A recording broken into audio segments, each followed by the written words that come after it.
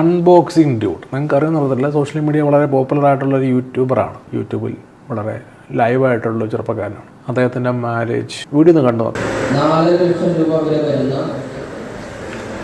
Diamond ആഭരണ മഹർ പ്രകാരം താങ്കൾക്ക് ഹലാലായ ഭാര്യയാക്കി ഇണയാക്കി പൊരുത്തപ്പെട്ട് തന്നിരിക്കുന്നു.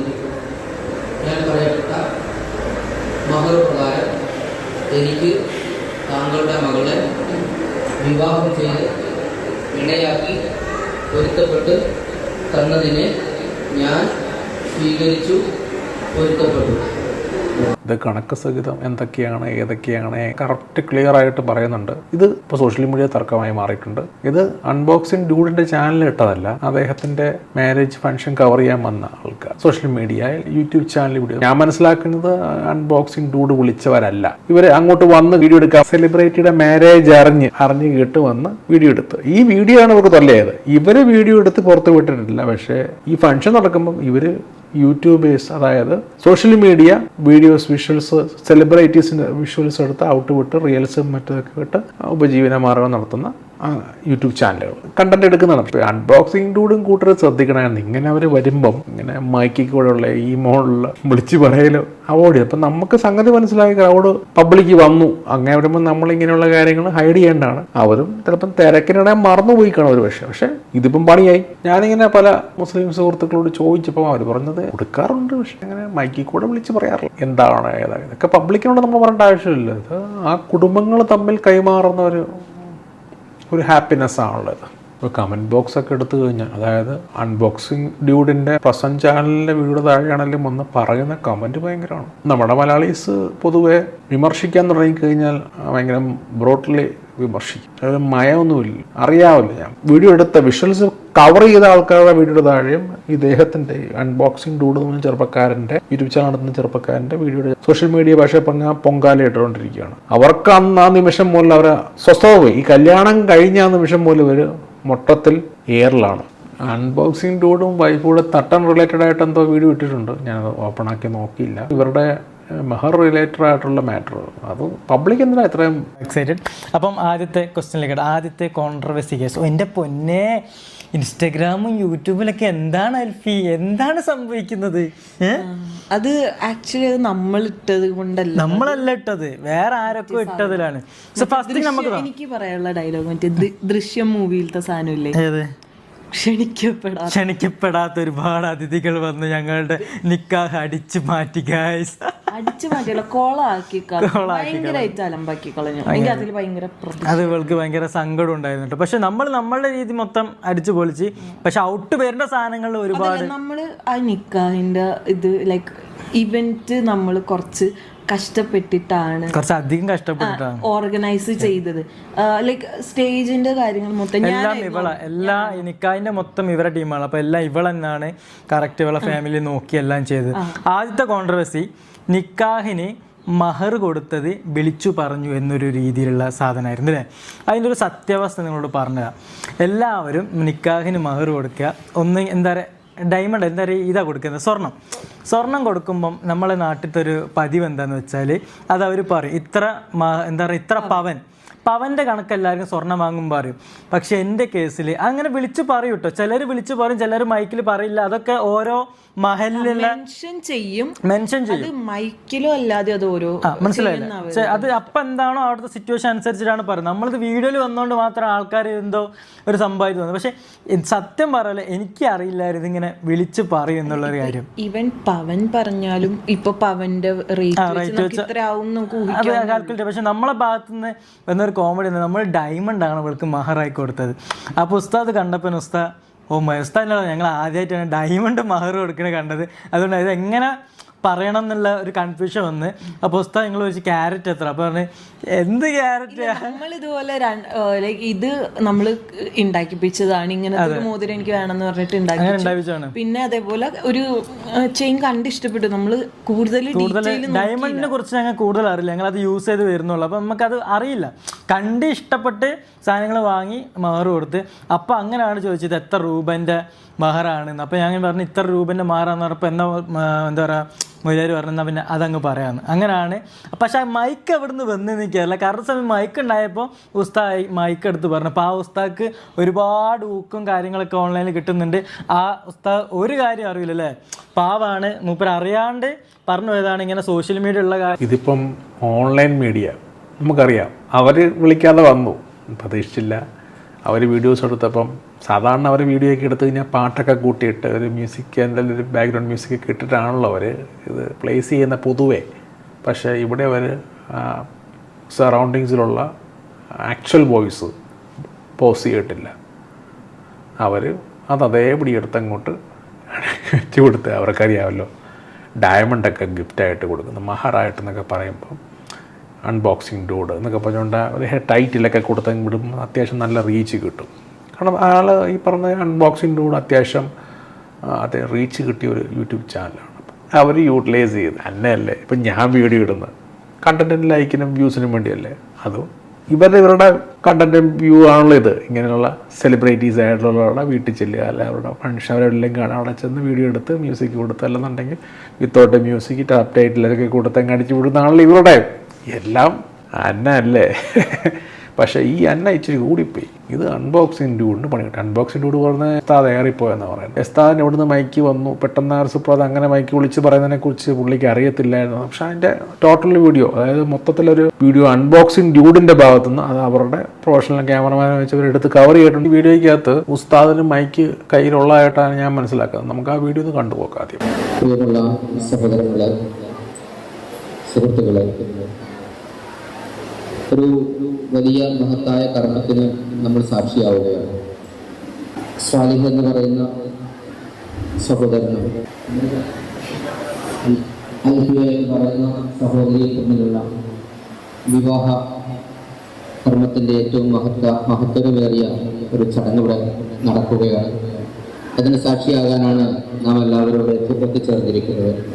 അല്ലാഹു ഇവരുടെ മംഗള കർമ്മത്തിലും തുടർന്നുള്ള ജീവിതത്തിലും എല്ലാവിധമായ നന്മയും നൽകട്ടെ എന്ന് പ്രത്യേകം ദുആ ചെയ്തുകൊണ്ട് ചടങ്ങിലേക്ക് കടക്കുകയാണ്. മൈക്ക് അവരുടെ ഉണ്ട്. അപ്പോൾ അവർ പരിപാടിയിൽ വിളിച്ച് പറയാൻ വേണ്ടി തന്നെ റെഡി ആയിരുന്നു. പിന്നെ ഓൺലൈൻ ചാനലുകൾ ഇവിടെ വരുമെന്നും അവരത് വീഡിയോ എടുക്കുമെന്നും അത് റെക്കോർഡർ ആവുമെന്നും അൺബോക്സിംഗ് ഡ്യൂഡ് ഉദ്ദേശിച്ചല്ലോ. അപ്പോൾ ഇത് എടുത്തിട്ട് അതിനകത്ത് മ്യൂസിക്കൊക്കെ കയറ്റി വേണ്ടത് മാത്രം കട്ട് ചെയ്തിട്ടാൽ മതിയല്ലോ. ഇപ്പം ഓൺലൈൻ ചാനലുകൾ വന്നു, അവരെ പണക്കാൻ പറ്റും. പണക്കി കഴിഞ്ഞാൽ ഈ വീഡിയോ അൺബോക്സിംഗ് ഡ്യൂഡിൻ്റെ കല്യാണത്തിന് വന്ന ഓൺലൈൻ മീഡിയ പ്രവർത്തകരെ സഭ്യം പറഞ്ഞ് പുറത്താക്കി എന്നൊക്കെ പറഞ്ഞൊരു സബ് ടൈറ്റിലേക്ക് കൊടുത്തിട്ട് കഴിഞ്ഞാൽ അങ്ങേർക്ക് ഇത് മാർക്കറ്റിൻ്റെ ഇടിവരും. പുള്ളി എയറിലാവും. എന്ത് മനുഷ്യനാണ് ഇവനൊക്കെ പൈസ കിട്ടിയപ്പോൾ അഹങ്കാരം അങ്ങനെ പറയും. നോ പറയാൻ പറ്റില്ല. വരട്ടെ, ചെയ്യട്ടെ, കയറിട്ട് പോട്ടെ എന്ന് കരുതുന്നതല്ല, വേറെ ഒന്നും ചെയ്യാൻ പറ്റില്ല. അതാണ് ഇപ്പം ഇവര് ബ്ലോക്ക് ചെയ്തിരുന്നെങ്കിൽ അവർക്ക് ഈ ഒരു ഇഷ്യൂ പബ്ലിക്കിൻ്റെ ഇടയിലോട്ട് ഇത് മഹർ കൊടുത്തതിൻ്റെയൊക്കെ ഫുൾ ഡീറ്റെയിൽസ് പുറത്തോട്ട് പോയില്ല. അതാ ബോഡി ചെയ്യാൻ നമ്മളുടെ ഭാഗത്തു നിന്നുള്ള ഒരു മിസ്റ്റേക്ക് എന്താ വെച്ചാൽ നമ്മള് സ്ട്രിക്റ്റ് ആയിട്ട് ആ മീഡിയക്കാരെ നമ്മൾ അവിടെ നിന്ന് പ്രൊഹിബിറ്റ് നമ്മള് മാന്യായിട്ട് എന്തോ എന്റെ ബ്രദററ്റ് റിസൽക്കാക്കറ്റ് ലൈക്ക് ഒറ്റ എൻട്രൻസ് അല്ലല്ലോ, അത് സൈഡിൽ കൂടെ തീരെ മാനേഴ്സ് ഇല്ലാണ്ടാണ് അവർ ചെയ്തതും. കാരണം ഞാൻ എന്റെ ഇത് പറയണ ഞാൻ ഒരു എൻട്രൻസ് വീഡിയോ ഒക്കെ എനിക്ക് വേണമെന്നുണ്ടായിരുന്നു. വീഡിയോ വന്നു കഴിഞ്ഞപ്പോ, അതായത് നിക്കാഹിന്റെ വീഡിയോ വന്നപ്പോ ഭയങ്കരമായിട്ട് ഞാൻ റിഗ്രറ്റ് ചെയ്തു. നമ്മുടെ കസിൻസ് ഒന്നുമല്ല, ഈ മീഡിയ ടീംസ് നിങ്ങൾ ആരാ വിളിച്ചത്, ഞങ്ങൾ എനിക്കത് അപ്പൊ ചോദിക്കാനുള്ള ഒരു ഇതുണ്ടായിരുന്നില്ല. കാരണം ഇനി അപ്പൊ അതെങ്ങാനും ചോദിച്ചിട്ടുണ്ടെങ്കിൽ അവര് അത് ടയറിലാക്കണ്ടല്ലോ എന്ന്.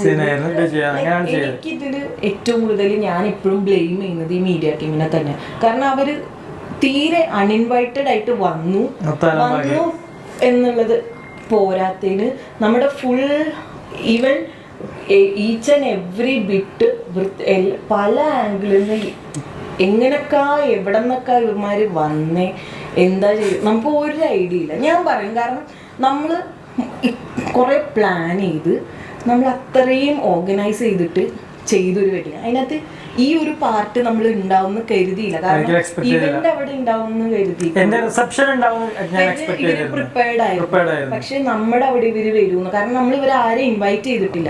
ഇവൻ എന്റെ ഡ്രസ്സ് വരെ പലതവണ ചവിട്ടി എന്റെ ഔട്ട്ഫിറ്റിലാണ് എനിക്ക് പറയാനുള്ളത്. കാരണം ഞാൻ എന്റെ ഔട്ട്ഫിറ്റ് എത്ര നാള് ഞാൻ പുറകെ നടന്ന് ചെയ്ത ഔട്ട്ഫിറ്റാണെന്നറിയോ?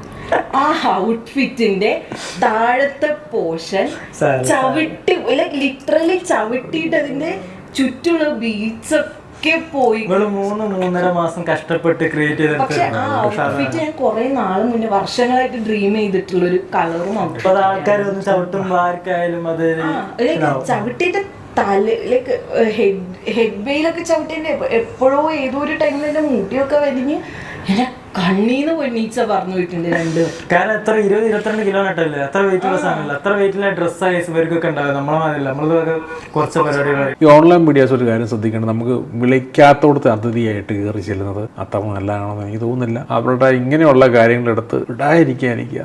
അത് മാനസികമായിട്ട് എന്ത് വിഷമം ഉണ്ടായിരിക്കും. അവരുടെ സ്കൂളിൽ അല്ല അവരുടെ ക്ലോസ് സർക്കിളിൽ നിർത്തി ഒരു കല്യാണം നടത്താൻ അവർ ആഗ്രഹിച്ചു. അപ്പോൾ നിങ്ങളെ വിളിക്കാറുന്നത് ഓൺലൈൻ മീഡിയാസിനോട് പറയാൻ താല്പര്യമില്ല എന്നല്ല എൻ്റെ അർത്ഥം. അപ്പം അവിടെ കയറി ചെല്ലുക. സിനിമാ തിയേറ്ററിൻ്റെ ലൊക്കേഷനിൽ ചെല്ലുമ്പോൾ പബ്ലിക് അവിടെ വരുന്നു, സിനിമാ തിയേറ്ററാണ്, നടന്മാർ വരുന്നതും. പക്ഷേ ചില സമയം ഉണ്ണിമൂന്നുമായിട്ട് ഇടയ്ക്ക് പലപ്പോഴും നടക്കാറുണ്ട്.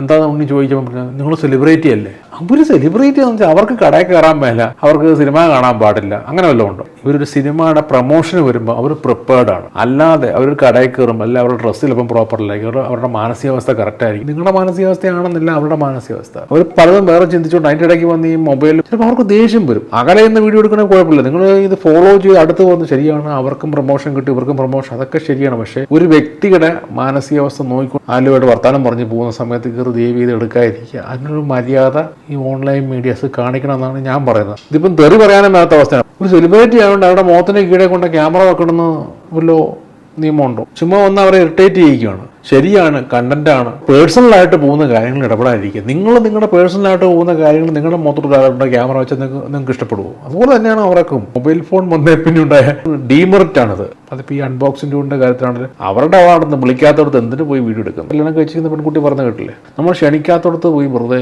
അത് ചെയ്യില്ല, അത് മോശമാണ്.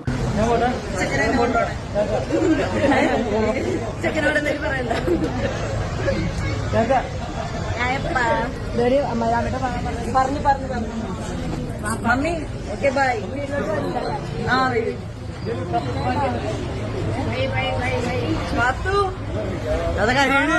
ചേട്ടന്മാര്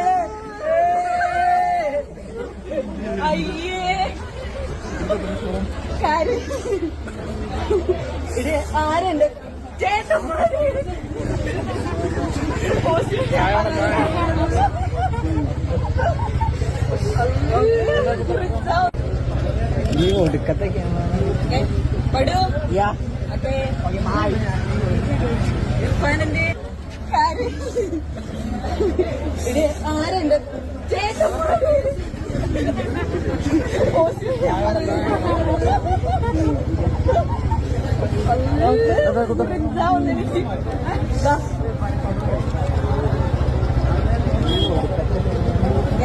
Badu?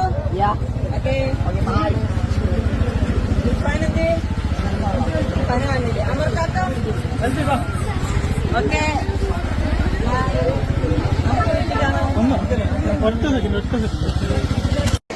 എടിപൊടി ലവ് മാരേജ് വന്ന എങ്ങനെയാണ് അതിന്റെ ഒരു സംഭവം എന്ന് പറയാമോ?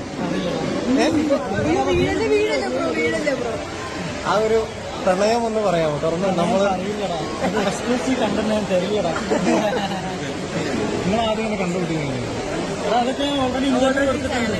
അല്ല അറിയാത്ത ആൾക്കാർക്ക് കൊടുത്തത് അത് വലിയൊരു സ്റ്റോറിയാണ്. അങ്ങനെ പെട്ടെന്ന് പറയാ നിങ്ങൾ ഫ്രണ്ട്സ് ആയിരുന്നു, അങ്ങനെ കുറച്ച് കഷ്ടപ്പെട്ട് വീട്ടിലാണ്. ഞാൻ പറഞ്ഞു ചെയ്യാണ്ട് പോട്ടെ പ്ലീസ്. പിന്നെ ഇവർ പറയുന്ന എന്തോ ഒരു ഇൻട്രോ എടുക്കാൻ വേണ്ടിയൊക്കെ, കാരണം അവർ ഇതെല്ലാവരും വന്ന് നിൽക്കുമ്പോൾ സ്വാഭാവികമായിട്ട് പെൺകുട്ടി ആക്ട്രസ് ഒന്നും അല്ലല്ലോ, പെട്ടെന്ന് ക്രൗഡ് കണ്ടപ്പോൾ അസ്വസ്ഥത. നമുക്ക് ഇതിപ്പോൾ നിങ്ങൾ ഇങ്ങനെ ചെല്ലുന്നതിൻ്റെ പേര് അവരുടെ പ്ലാനിങ്ങൾ മൊത്തം തെറ്റുമാണ്. വിളിക്കാത്തൊരു അതിഥി വരുക എന്ന് പറയുമ്പോൾ അവർക്ക് ഭയങ്കര ടെൻഷനാണ്. നിങ്ങൾ വെറുതെ വരുന്നവരല്ല, നിങ്ങൾ വിഷ്വൽസ് പകർത്താൻ വരുന്നവരാണ്. അപ്പം സ്വാഭാവികമായിട്ട് അവരുടെ ഉള്ളിൽ ടെൻഷൻ കൂടും. അവരുടെ മുഖത്തുണ്ട്.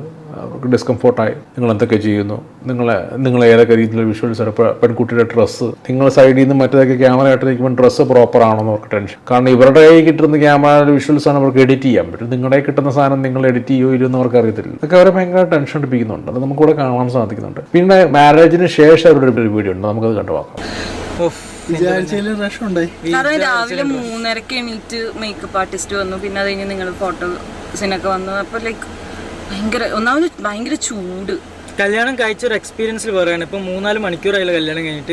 ഇന്റിമേറ്റ് വെഡിങ് ആക്കുക ഒരിക്കലും ഞങ്ങൾക്ക് ഇന്റിമേറ്റ് വെഡിങ് നടത്തണം ആഗ്രഹം ഉണ്ടായി. പക്ഷെ പാരന്റ്സ് പറഞ്ഞ് മനസ്സിലാക്കാൻ കുറെ കാലങ്ങൾ കുറെ സമ്മതിച്ചു, കുറെ കൺവിൻസ് ചെയ്യാൻ ശ്രമിച്ചു, പക്ഷെ ഫെയിൽഡ് ആയിപ്പോയി. നടന്നില്ല. നിങ്ങളുടെ ലൈഫിൽ മാരേജ് ഉണ്ടെങ്കിൽ കല്യാണത്തിന്റെ ആ ദിവസം തന്നെ പറയുന്നു, ഈ നാട്ടുകാരെ മുഴുവൻ വിളിച്ചുകൊണ്ടുള്ള കല്യാണം വലിയ ബുദ്ധിമുട്ടാണ്. അത് പേരൻസിന് നിർബന്ധം മൂലമാണ്. വേണ്ടപ്പെട്ടവരെ മാത്രം. സത്യം പറഞ്ഞാൽ എന്തിനാണ് ഈ കല്യാണത്തിന് ഇത്രയും പൈസ മുടക്കുന്നത്? നമ്മുടെ സന്തോഷം നല്ല നമ്മുടെ സന്തോഷം ആഗ്രഹിക്കുന്ന അത്രയും മിനിമം ആയിട്ടുള്ള ആൾക്കാരെ മതി. വഴിയേ പോകുന്നതിന് കുടുംബത്തിൽ ഏതോ എവിടെയോ കിടക്കുന്നത് കുടുംബ അംഗ എന്ന് പറഞ്ഞുകൊണ്ട് കുടുംബത്തിന്റെ 10-7 തലമുറ വരെയുള്ളവരെ വിളിക്കുക. നാട്ടിലുള്ളവരെ മുഴുവൻ ഒരു വീടിന്റെ അറ്റം മൂലം അപ്പുറത്തെ കര വരെ വിളിക്കുന്നവരൊക്കെ ഉണ്ട് കല്യാണത്തിനും ഫംഗ്ഷൻസിനൊക്കെ. അത് ആള് വന്നു കഴിയുമ്പോൾ മടുത്തു പോകും. ഇവരെല്ലാം ചിരിച്ച് കണികളോടെല്ലാം സംസാരിക്കുക. ഇപ്പം പരിചയമില്ലാത്ത കുടുംബത്തിൻ്റെ ഏതോ എവിടെയെങ്കിലും കിടക്കുന്നത്, ഞാൻ നിന്റെ അപ്പച്ചയുടെ ഇപ്പിച്ചിയുടെ മോചം നീ എനിക്കെന്നെ അറിയോ, എന്നെ മനസ്സിലായോ അങ്ങനെ ചോദിച്ച് തലയ്ക്ക് ഭ്രാന്താവും. പേരൻസിന് പഴയ ആൾക്കാർ അവർക്ക് എപ്പോഴും ഞാൻ പോയി കഴിച്ചല്ലേ എൻ്റെ മോനെ വിളിച്ചല്ലേ ഇവൻ തെറി പറയും എന്നുള്ളതായിരിക്കും ചിലപ്പം പേരൻസിൻ്റെ മൈൻഡിൽ കിടക്കുന്നത്. അത് പറയാൻ പറ്റില്ല, അവരുടെ മൈൻഡിൽ നമുക്കറിയില്ല. എന്നാലും ഞാൻ കണക്കൂട്ടെ പഴയ ആൾക്കാരല്ല, അവരെപ്പോഴും ചിന്തിക്കുന്നത് അവരൊക്കെ പടങ്ങളാണ് പോയിട്ടുള്ളൂ. അപ്പം ഞാൻ നോർമലായിട്ട് നാട്ടിൻ പ്രദേശത്ത് നടക്കുന്ന കാര്യം പറഞ്ഞത്,